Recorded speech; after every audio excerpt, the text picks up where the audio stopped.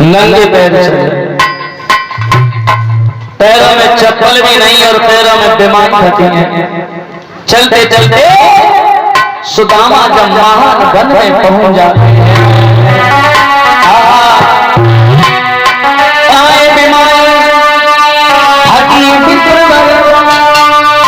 नंगे पैरों धारे,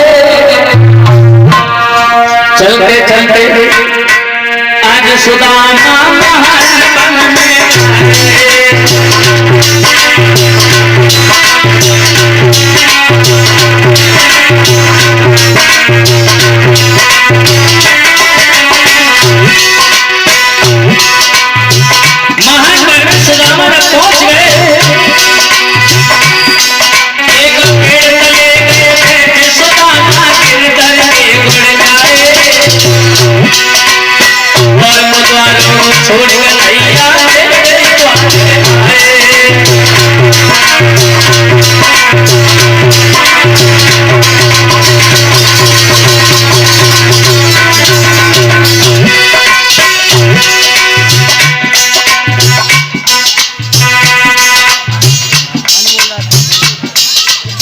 एक हार हमारे गजल में डाल रहे श्रीमान अनमोल राजपूत जो दिल्ली से आए हैं, उन भ्राता जी की तरफ से एक हार हमारे गजल में आया है। भगवान दौलत के भंडार में सब शांति का दाता है।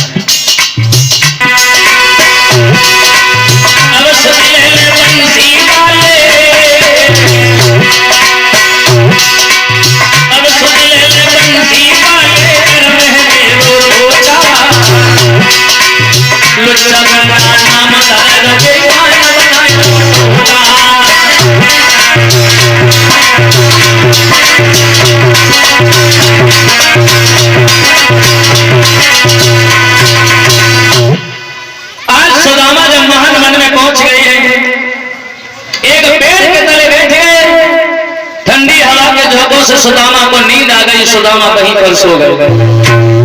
इधर भगवान कन्हैया ने देखा हमारे बचपन के मित्र सुदामा तो रास्ते में सो गए थे। क्या किया कन्हैया ने? योग माया से सुदामा को उठा करके द्वारिका के पास में एक खर्रा था, उस खर्रा के पास में छोड़ दिया। सुदामा की आंखें खुली, देखा उस खर्रा में पानी भरा है। और सुदामा सोचने लगे कि यहाँ तो नाव भी नहीं है, पार कैसे जाए। तो सुदामा जो थे आज भगवान कन्हैया को आवाज लगा रहे हैं, अरे बुलाए ले अपने पास मोको मेरे छोटो भैया, बुलाए ले अपने पास मोको मेरे छोटो भैया।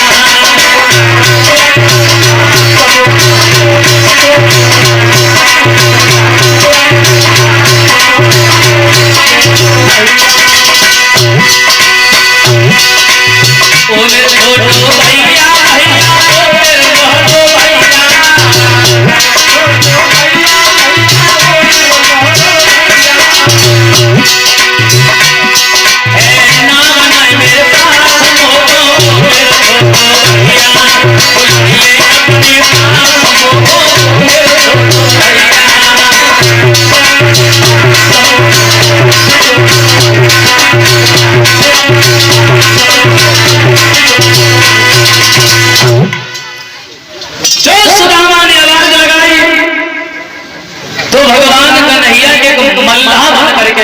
परीक्षित महाराज मल्ला।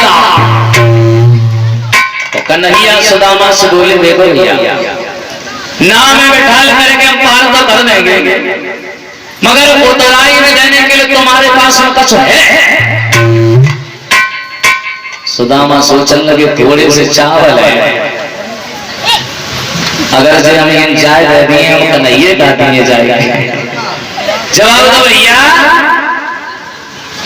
उतराई में देने के लिए मेरे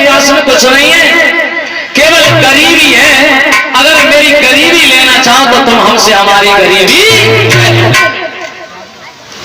तो प्रमाण ये मिला है, कन्हैया ने सुदामा की गरीबी वहीं पर ले ली थी, उतराई के बदले गरीबी ले नाव में बैठा करके सुदामा को पार कर दिया। सुदामा घूमते घामते कन्हैया के महलों के दरवाजे पे पहुंचे। एक द्वारपाल से जाकर के मिले, बोले भैया अंदर जो कन्हैया है उनसे जाकर के कह देना तुम्हारे बचपन के मित्र सुदामा तुमसे मिलने के लिए आए हैं। एक द्वारपाल कहने लगा है भैया हमारे प्रभु के जब मित्र आता है विमानों पर बैठ करके आते हैं और तुम कैसे हमारे प्रभु के मित्र हो, तुम्हारे पास में है कोई 3-4 साइकिल भी कैसे? दूसरा द्वारपाल सोचने लगा हो सकता है कि भगवान के ये मित्र हुए, तो अंदर गया, जाकर के कन्हैया को सारी बात बताई उसने। अरे द्वारे बैठा लो घर को नहीं ठिकाना तो पटिया मेरी धोती है बड़ा फटोराना नाम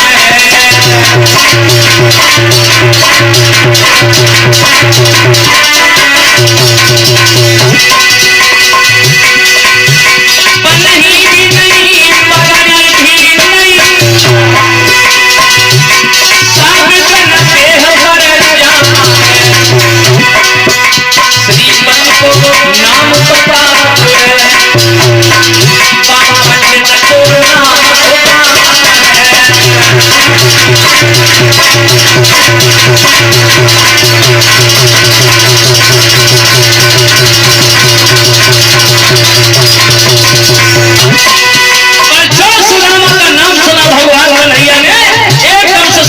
से कूद पड़े। अब भागे, इधर से कन्हैया भागे, उधर से सुदामा भागे, सब करके भगवान कन्हैया ने सुदामा को गोद में ले लिया।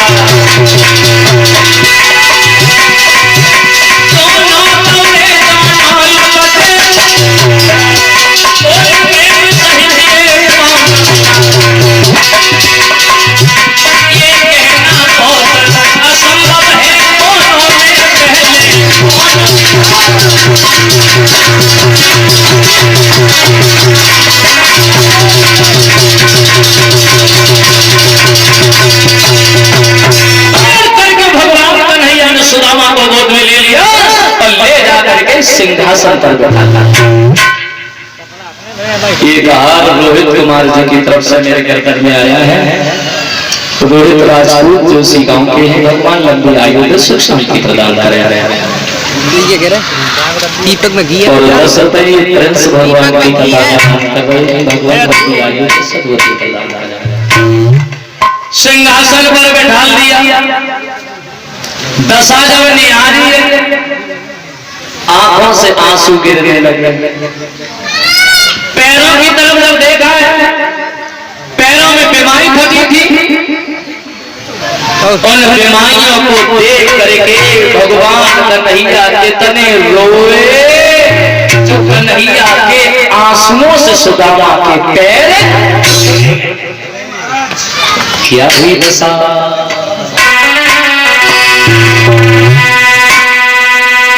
देवी सुदामा की दीन दशा, करुणा करके करुणा के रोए।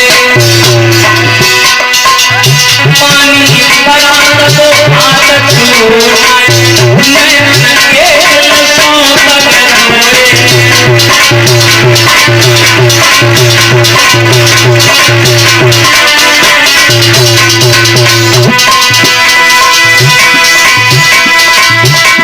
सुदामा की दीन दशा, करुणा करके करुणा के रोए। पानी परत को हाथ छुआए, नयन के लसों तक छुए।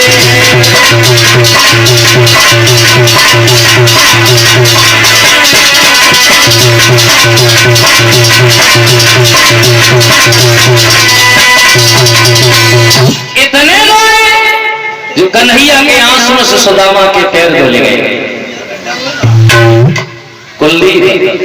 गुरुदेव, कन्हैया ने अपने आंसुओं से सुदामा के पैर क्यों धोए पता है? हाँ, कन्हैया ने अपने आंसुओं से सुदामा के पैर तासे धोए थे। हाँ, क्योंकि सुदामा जो होते बूढ़े तो होते ही और इनके पैर में बीमारी होती, और अगर पानी से धोते तो लग तो जाए, और अगर गर्म करवाते तो हमें टाइम लगतो, तो जाए से धोते।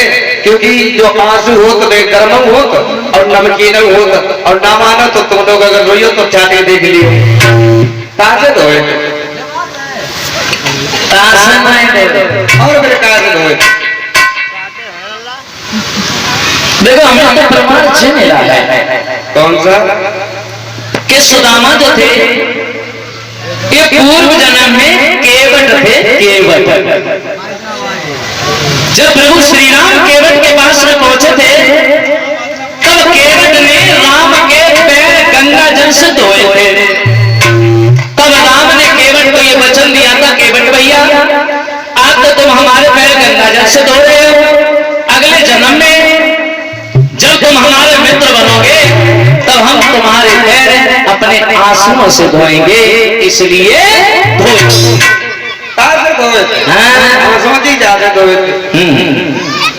दशा ने याद करके कन्हैया ने सुदामा से बात की, भैया तुम्हारी इतनी हालत बिगड़ गई, तुमने मेरी कोई खबर नहीं ली। तो मैंने कहा था कोई मुसीबत आए मेरे पास में चले आइए, तुम नहीं आए। भैया अरे तो याद मेरी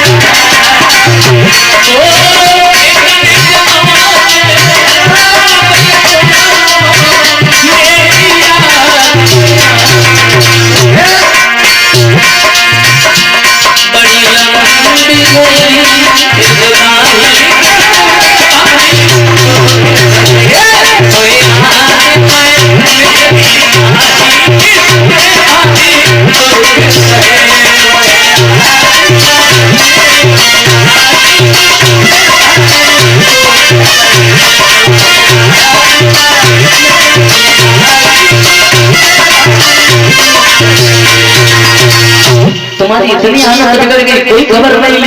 कोई बात नहीं भैया, अब तुम्हारे सब दुख दूर हो जाएंगे। भगवान कन्हैया ने अपनी 16,108 रानियों से कहा, तुम सब लोग जाओ पानी भर के लाओ, अपने भैया को नहलाएं। और जो 16,108 की लेन डोरी चली, सुदामा पूछने लगे कन्हैया जे इतनी औरतें क्यों नहीं है? कन्हैया बोले भैया ये सब हमारी हैं, ये सब तुम्हारी डोरी कितनी है? 16,108। अब सुदामा एक चक्कर में पड़ गई कि जगह इतनी औरतें हैं, अगर चलत के टाइम पे इन्हें 10 रुपया दे के हमसे नमस्ते अगर कर ली तो हम तो 16,108 पानी भर के लाए, सुदामा को नहलाया, नए वस्त्र धारण करवाए, भोजन करवाया, तब कन्हैया ने पूछी भैया अब जब बताओ कि मेरी भाभी घर में कैसे रहती है। तो देखो भैया जी काम हर आदमी को करना चाहिए। हर आदमी घर पे अगर कोई रिश्तेदार आए पहले मैं बैठा लो, पानी पिलाओ, भोजन करवाओ, तब पूछो कि भैया हाल चाल कैसे है। तो तुम ये सुनो तुम मरे की खबर ले गए, तुम हाल चाल पहले पूछ दे, वो खबर सुनाए दे और घर में रोवा पिटान पच जाए, वो बेचारो भूखो ही रह जाए। कन्हैया ने पूछी भैया मेरी भाभी कैसे रहती है। सुदामा ने जवाब दिया जो हालत हमारी है वही तुम्हारी भाभी की भी है। तो कन्हैया बोले भैया मेरी भाभी ने हमारे लिए कुछ भेजा है। सुदामा सोचने लगे मैंने थोड़े से चावल कटवाए तो जो इतना बड़ा राजा है मैंने एक चावल दिए जाए, बड़ी शर्म लगे। चावल की पोटली ले अपने बगल में लगाए। जवाब दो कन्हैया तुम्हारी भाभी के पास में तुम्हारे लिए भेज देती। कन्हैया बोले भैया जब बगल में काटा हुआ कजा में करवाई नहीं करी आई है तो बड़ी ऊंची ऊंची लगत हुए। सुदामा बोले कन्हैया पहले मैं बताऊं जाओ वाले ने महल गिर के और कन्हैया ने जैसे मैं देखो सुदामा ने जबरदस्त सरकार के जामे देख जामे कुछ है। बोले वो दूसरी बगल में काटा हुआ। सुदामा बोले तू तो बात है कतरा तो जी जाओर वाले के महल और जो कन्हैया ने देखो सोई सुदामा ने जब बगल में सरकार के देख जामे कुछ है। कन्हैया बोले भैया तुम्हारी सब गति हो गई लेकिन बचपन वाली आदत अब नहीं तुम्हारी। आगे बढ़ करके भगवान कन्हैया ने सुदामा की चावलों की बोतल छीनी और चावल चढ़ने लगे हैं। जिन माता बहनों के पास में चावल है वो चावल चढ़ा दीजिएगा और बैठे अपनी जगह पर। अरे श्री कृष्ण जी के मित्र मिलने सुदामा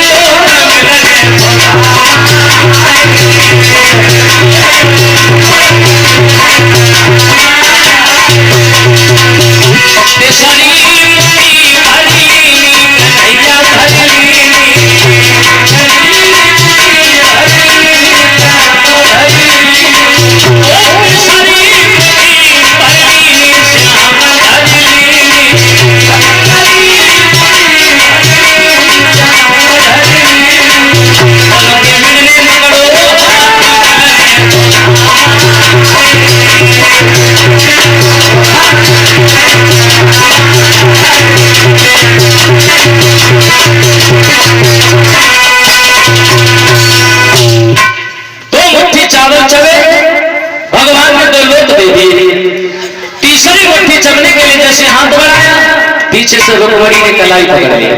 क्या कह रहे हैं श्याम अगर तुम सब कुछ दे दोगे तो तुम्हारे पास में क्या रहेगा। कन्हैया बोले रुक्मणी अगर तुम आज बीच में न आ जाती तो हम अपने भैया को सब कुछ दे देते थे।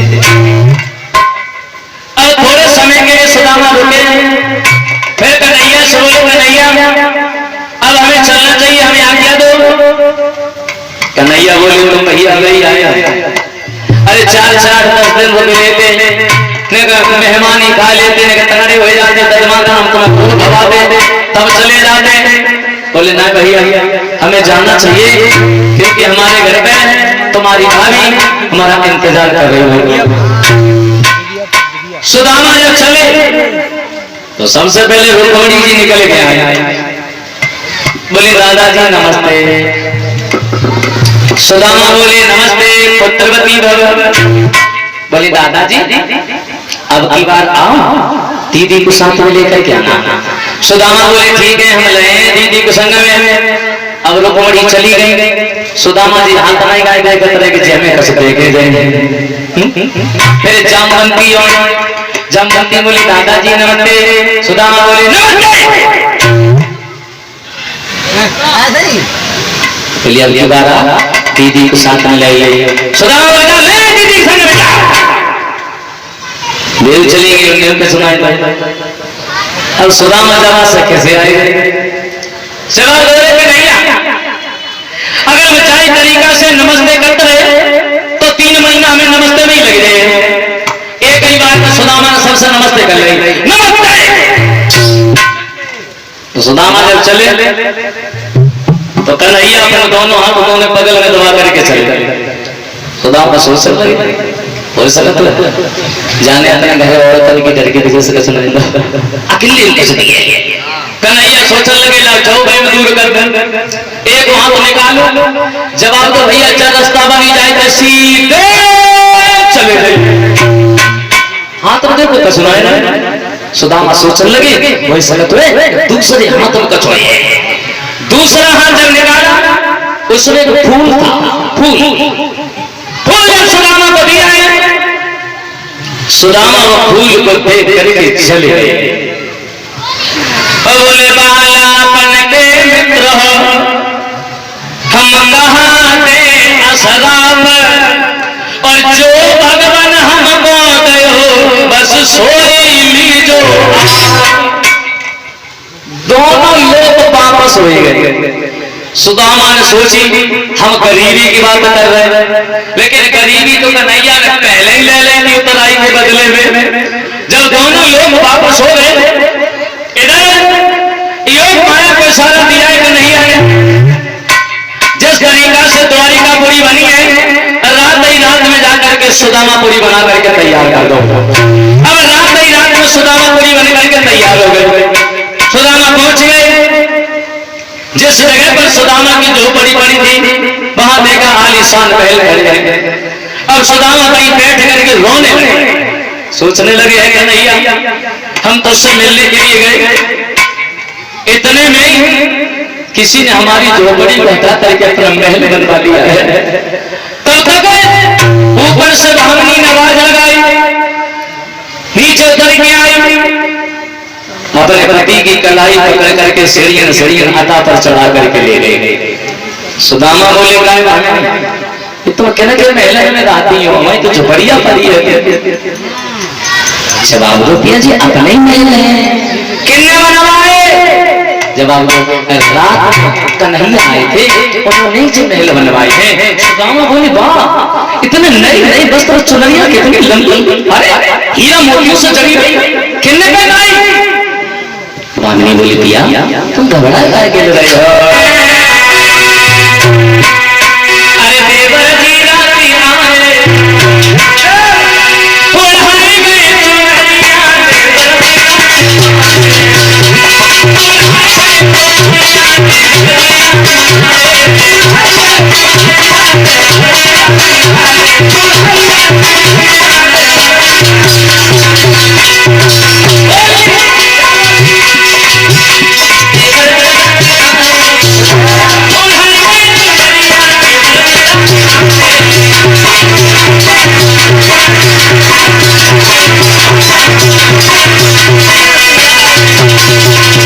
बोले भगवान कन्हैया ने सब कुछ काया बदल दी है। तो आज सुदामा भगवान कन्हैया से क्षमा मांगने लगे हैं, श्याम तुमने मेरे साथ में सब कुछ कर दिया, लेकिन चलते समय भी हम तुमसे सीधे नहीं बोले, श्याम मुझे माफ कर देना। आज आनंद से सुदामा महलों में रहने लगे हैं। इस तरीका से भगवान कन्हैया ने सुदामा की गरीबी दूर की। भगवान की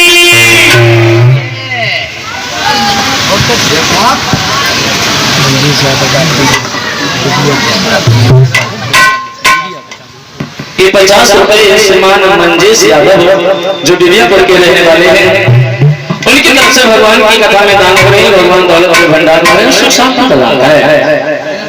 साथियों, इधर कथा का 7वां दिन चल रहा था। सब लोगों के तिलक लगाए जा रहे थे।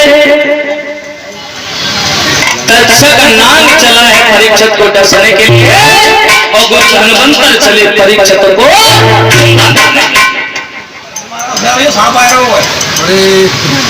रास्ते में दोनों की भेंट हो गई। तक्षक नाग बोला, कहां जा रहे हो? गुरु धन्वंतर बोले, हम अपने चेला परीक्षित को जिंदा करने के लिए जा रहे हैं। तक्षक नाग बोला, तुम परीक्षित को जिंदा कर लोगे? बोले हाँ। तो जवाब दिया, हाँ, हमारे तुम्हारे दो हाथ पहले यहीं पर हो जाए। बोले कैसे? जवाब दिया, हम बड़े बड़े के पेड़ में फूंक लगा रहे हैं, तुम इस पेड़ को अगर हरा भरा कर दो तो हम समझ आएंगे तुम परीक्षित को जिंदा कर लोगे। तक्षक नाग ने फुसकार लगाई, वृक्ष सूख गया।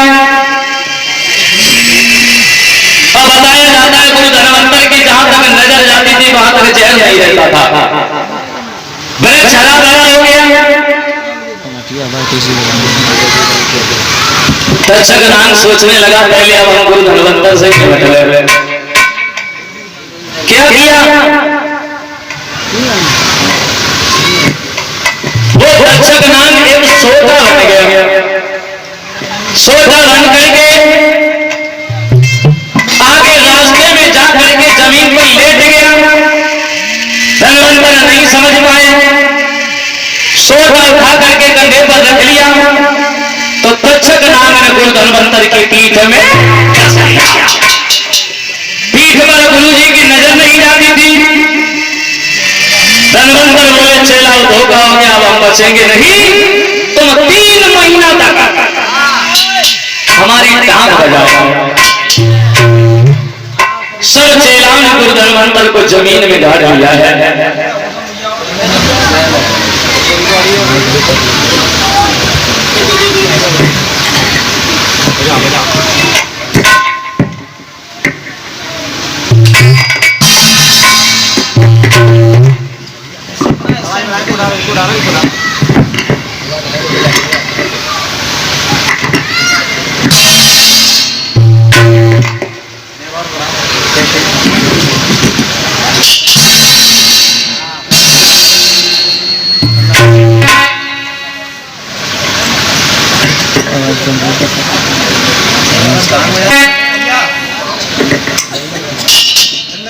आवाज जमीन कम करनी। सब चेलाओं ने गुरु धन्वंतर को जमीन में गाड़ लिया है।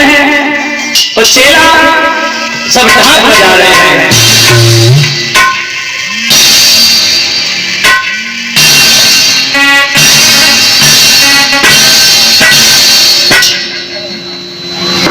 तक्षक नाग आ गए,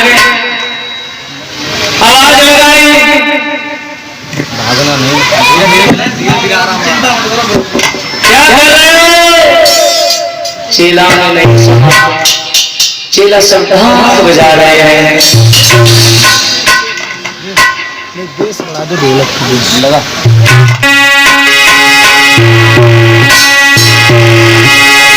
आरे पीठी पानी